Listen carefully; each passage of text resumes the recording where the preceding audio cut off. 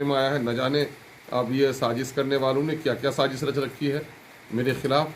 मुझको तो लगता है इसमें हिंदुत्व के लोग भी हो सकते हैं और हमारे राजनीतिक विरोधी भी हो सकते हैं। मुझे आतंकी कहा जाए, पूरे कम्युनिटी को टारगेट किया जाए, और जब मैं विधायक हूँ मुझको ऐसी धमकी दी जा सकती है। अगर सड़कों पे अभी नहीं उतरने का वक्त है तो कब सड़क पर उतरने का वक्त है? जब गर्दन काट दी जाएगी तब लाशें उठेंगी क्या? हम बंदूक और बारूद से समाज उतना नहीं जला है जितना शब्दों से जला है। और ये तो सिर्फ घृणित शब्द ही नहीं है, बल्कि उन्होंने तो अमली तौर पर यह कहा कि इसकी शुरुआत कर दी गई है। इसके माने ये है कि अब तक जिन लोगों की मॉब लिंचिंग हो गई है, और इसके माने उसमें सम्मिलित लोगों उसी के संगठन के आदमी है। ये माँ के दवा के लिए जाए, कोई आदमी तालीम के लिए जाए, रोज़गार के लिए जाए, मर जाए तो वो शहीद भी हो सकता है।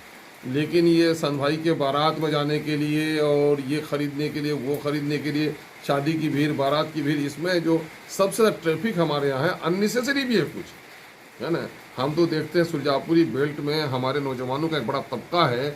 मैं नहीं समझता कि वो 30 दिन में 30 घंटा भी घर का काम करता होगा। पुलिस वालों का मामला क्या है? पुलिस वालों को ये लगता है कि जिसकी जान जा रही है उसकी जान जा रही है। पुलिस की जब गाड़ी जा रही है तो सारे लोग रास्ता छोड़ देते हैं। आप देखेंगे कई कई चौक चौराहों पर लोगों ने दुकानें बिल्कुल एकदम सड़कों पे लाके खड़ी कर दी है। अब पुलिस जरा सा भी उसकी संज्ञान नहीं लेती। आया कि थानेदार उससे मंथली वसूल कर रहा है तभी ऐसा कुछ करता होगा। तौबा तौबा, किसने कहा कि बिहार में शराब पर पाबंदी है? हम लोग शराब पर पाबंदी के पगझर रहे हैं, लेकिन जो फैक्ट सामने में आया है पूरे तौर पर सरकार खुद ही ये भ्रष्टाचार में लिप्त है। सरकार अपने सरकारी कर्मियों के जरिए से इस पे से अवैध वसूली करवा रही है। चाहे तो राजनीतिक द्वेष हो सकता है या धार्मिक पागलपन हो सकता है, ये दो बातें हो सकती हैं। ये सारी अब जिम्मेदारी जाती है प्रशासन की कि प्रशासन इस मामले में संज्ञान ले, इस पर कार्रवाई करे, वो नौजवान कौन है उसकी गिरफ्तारी करे। आखिर नहीं ठीक है, ऐसी ठीक है। हाँ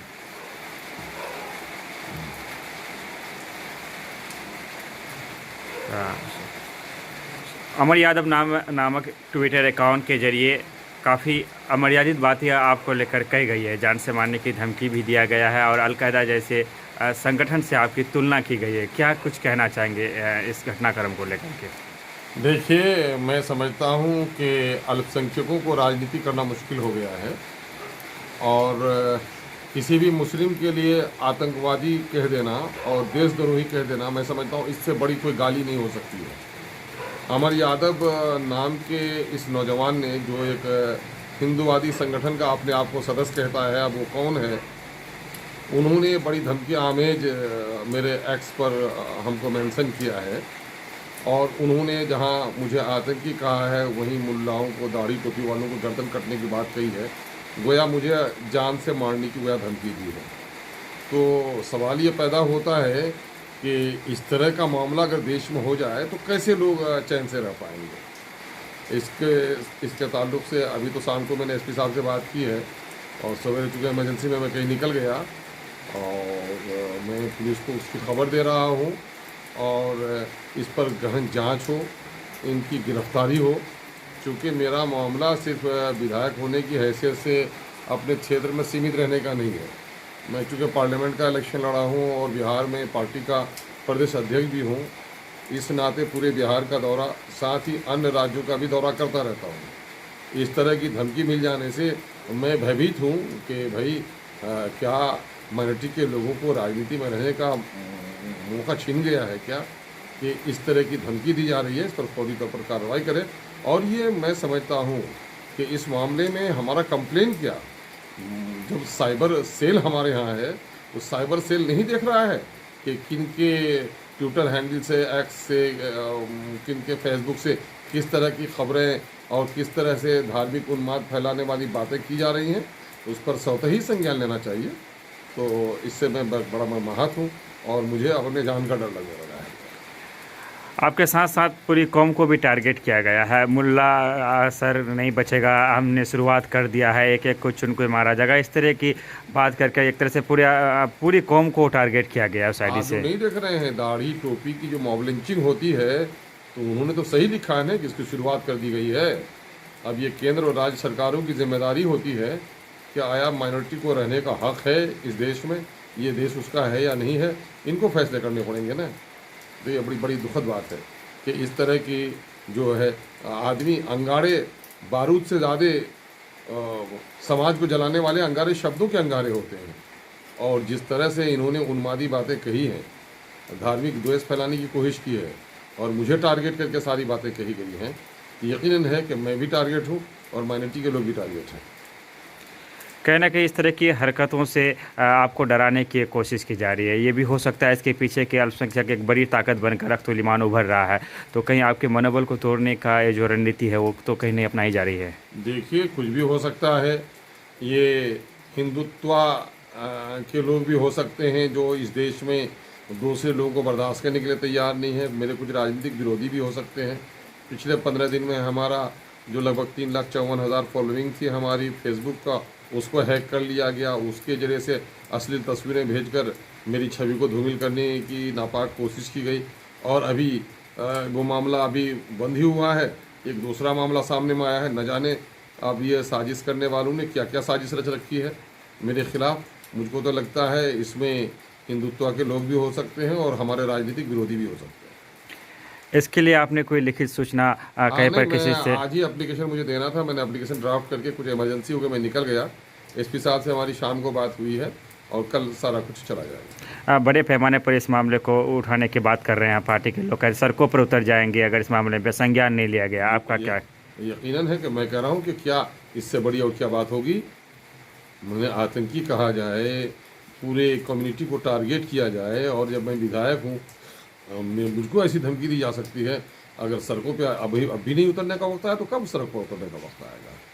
क्या जब गर्दन काट दी जाएगी तब लाशें उठेंगी क्या? कई ऐसे घटनाओं को हमने देखा, चाहे ट्रेन वाला जो हादसा था, जिस तरह से गोलियां चलाई गई थी, लोगों की जान ले ली गई।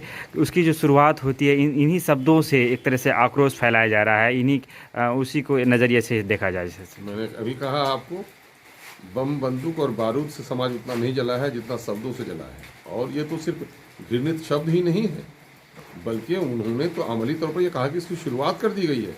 इसके माने ये है कि अब तक जिन लोगों की मॉब लिंचिंग हो गई है, और इसके माने उसमें सम्मिलित लोगों, उसी के संगठन के आदमी है। ये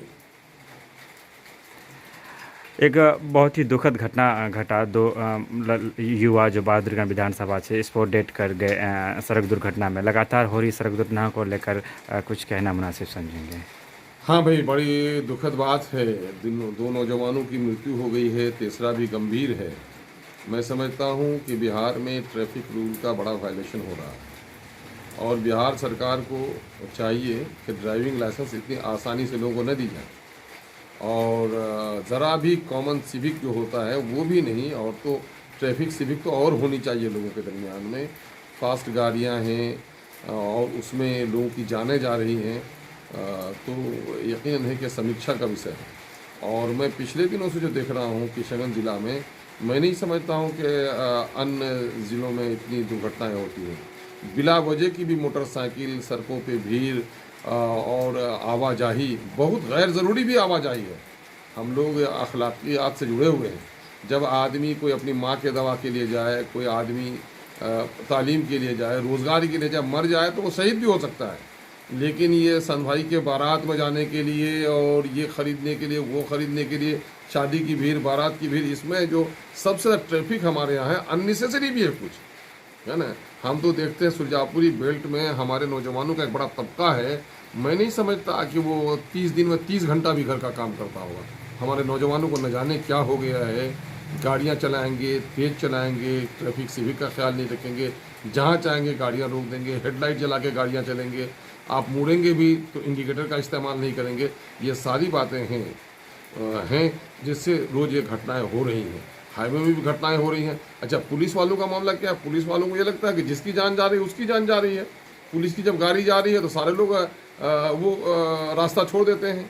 आप देखेंगे कई चौक चौराहों पर लोगों ने दुकानें बिल्कुल एकदम सड़कों पर ला के खड़ी कर दी है। अब पुलिस जरा सा भी उसकी संज्ञान नहीं लेती। आया कि थानेदार उससे मंथली वसूल कर रहा है तभी ऐसा कुछ करता होगा। पूरे जिला में देखिए आप, जहाँ भी चौक चौराहा है, लोगों के 10 बाई 10 फीट की अपनी दुकान है और 16 फीट आगे में, 6 फीट 7 फीट 10 फीट आगे में कब्जा किए हुए हैं। और अननेसेसरी ट्रैफिक प्रॉब्लम होता है ना। तो ये तो मसला है कि ट्रैफिक रूल का बड़ा वायलेशन हो रहा है, कीमती जानें हमारी जा रही हैं। हम तो अपने नौजवानों से, जहाँ इन बच्चों के गम में मैं शरीक हूँ, अल्लाह इनको गनी के रहमत करे और इनके गुनाहों को माफ़ फरमाए, वहीं मैं अपने नौजवानों से और दूसरे लोगों से कहूँगा कि गाड़ी चलाते वक्त ज़रा सा ख्याल रखिए, और सड़कों पे चलते हुए अब सिर्फ अपना ही ख्याल मत रखिए, बल्कि अपनी गलती से नहीं, दूसरों की गलतियों से भी आप मारे जा सकते हैं।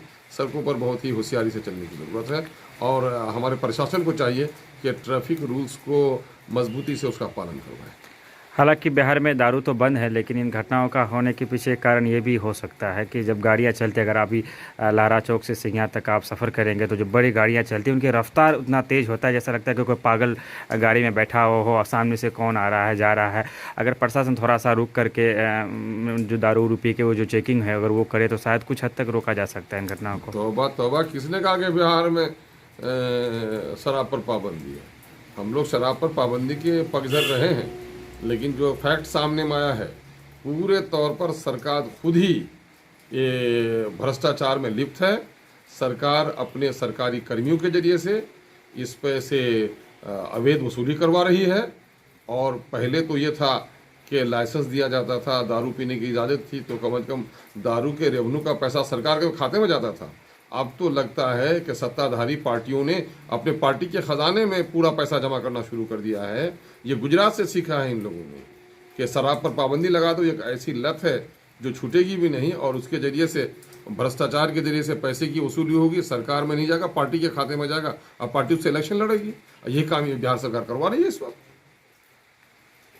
अमर यादव नामक जो आईडी से आपके खिलाफ इस तरह की बातें की गई है, क्या लगता है कोई पर्सनल खुंदस निकाला जा रहा है, या फिर कोई राजनीतिक आपके दुश्मन होंगे, किसी को लेकर कोई शक, कोई इस तरह की जो आपको लग रहा हो? भाई, मैं समझता हूँ कि दो बातें तो हो सकती हैं, चाहे तो राजनीतिक द्वेष हो सकता है या धार्मिक पागलपन हो सकता है। ये दो बातें हो सकती हैं। ये सारी अब जिम्मेदारी जाती है प्रशासन की कि प्रशासन इस मामले में संज्ञान ले, इस पर कार्रवाई करे, वो नौजवान कौन है उसकी गिरफ्तारी करे। आखिर जो एक्स को हैंडल करता है कोई तो है, कोई मतलब सुपर नेचुरल पावर तो नहीं है कि आके वो कर रहा होगा, कोई तो है इसके पीछे, उसको ढूंढ कर निकाले। अगर साइबर क्राइम को रोकने के लिए सक्षम नहीं है सरकार, तो फिर इंटरनेट बंद करना चाहिए इनको फिर डिजिटल इंडिया का ख्वाब नहीं देखना चाहिए। आप बैंकों में पैसे रखते हैं और साइबर ठगी आपकी हो जाती है, जब सिक्योरिटी नहीं लग सकती है बैंक हमारे पैसे का, तो उनको फिर नेट बैंकिंग बंद करना चाहिए। तो यहाँ पर मामला ऐसा है कि प्रीमेच्योर सारा काम होता है।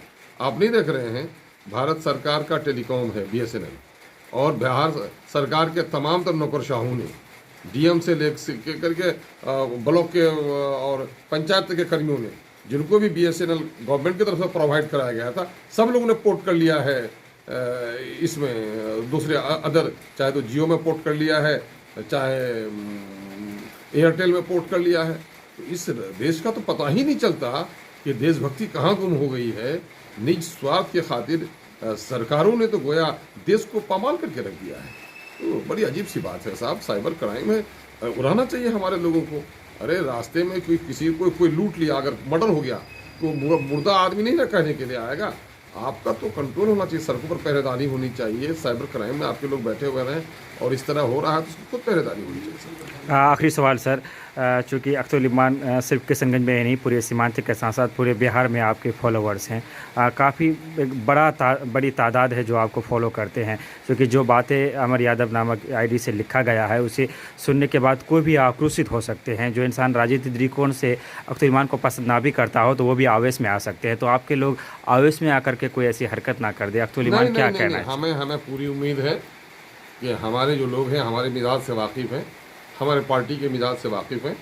हमने मामला प्रशासन को दिया है, प्रशासन अगर उसको नहीं देखेगी, उस समय चाहिए प्रशासन को, नहीं देखेगी तब उसके लिए हम लोग आगे पॉलिसी बनाएंगे। जो लोकतांत्रिक तरीका है उसके अदवार से हम बात करेंगे। आवेश में आने की ज़रूरत नहीं है। मैं नापाकी को नापाकी से नहीं धोया जाता, कालिक को कालिक से साफ़ नहीं किया जाता है। ऐसा हर जो लोग मुझसे मोहब्बत करने वाले होंगे, मेरे तरीके से पर अमल करते होंगे, ऐसा करने की मैं इजाज़त भी नहीं दे सकता और ऐसा करना मुनासिब भी नहीं है। हमें प्रशासन पर विश्वास है, ये लोग पहले देख लें, अगर इसको ढूंढने में नाकाम होंगे उसके बाद फिर हम लोग अपनी पॉलिसी बताएंगे। बहुत बहुत